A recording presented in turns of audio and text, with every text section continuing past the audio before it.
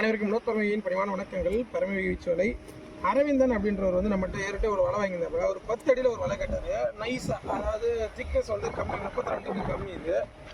இதில் வந்து நம்ம வலை போட்டோம்னா நடந்துக்கிட்டே விசிறிக்கிட்டே போகலாம்.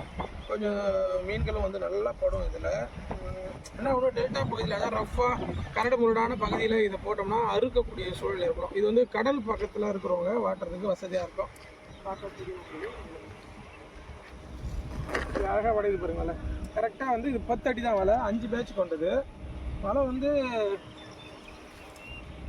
அழகாக இருக்கும் பார்க்குறதுக்கு.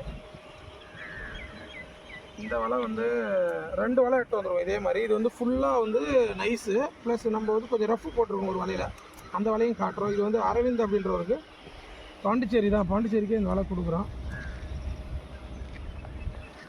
இதெல்லாம் எடுக்கும்போது கொஞ்சம் பார்த்து எடுக்கணும். இங்கே விசுறதுக்கு இடங்கள் வந்து சரி இருக்காது, அதான் நம்ம வாட்டிட்டு கொடுக்கணும்.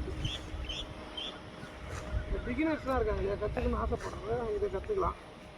வலை வந்து எப்படி வீசுறது அப்படின்னு சொல்லிப்போம். இது மாதிரி தூக்கி பிடிச்சிட்டு அழகாக வந்து இப்படி வளைச்சி எடுத்து ஒரு பகுதி எடுத்து ஒரு சைட்லையும், ஒரு பகுதி எடுத்து இன்னொரு சைட்லையும் பிடிச்சிட்டு ஃப்ரெஷ்ஷமாக த்ரோ பண்ணலாம்.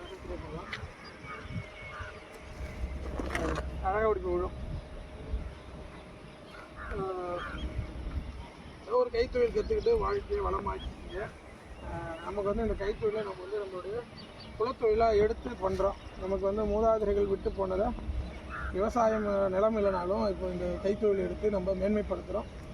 நிறைய பேர் சப்போர்ட் பண்ணுறீங்க, ரொம்ப மகிழ்ச்சி. நிறைய பேருக்கு இதை டீச் பண்ணுறோம். ஏன்னா கற்றுக்கிட்டாங்கன்னா அவங்களுடைய வாழ்வாதாரங்கள் நல்லாயிருக்கும். சும்மா சுற்றி கிடக்காமல் ஒரு ஆர்ட் வந்து நம்ம டீச் பண்ணோம்னா நல்லாயிருக்கும். இது ஒரு முக்கியமான ஆர்ட்டு, கேஸ்மேட் ஆர்ட், பாரம்பரியமான ஒரு வீச்சு வலை அப்படின்னு சொல்லக்கூடிய வலை. இந்த வலையை கற்றுக்கிட்டோம் அப்படின்னா கண்டிப்பாக நம்முடைய வாழ்வாதாரம் நல்லாயிருக்கும். வருமானத்துக்கான ஒரு பொருள் தான் இது. கண்டிப்பாக உங்களுடைய வருமானத்தை கொடுக்கும். புரியும் நினைக்கிறேன். வாழ்க யோகம், யோகம் இல்லட்டம். அடுத்த பதிவில் கண்டிப்பாக சந்திக்கிறேன். நன்றி.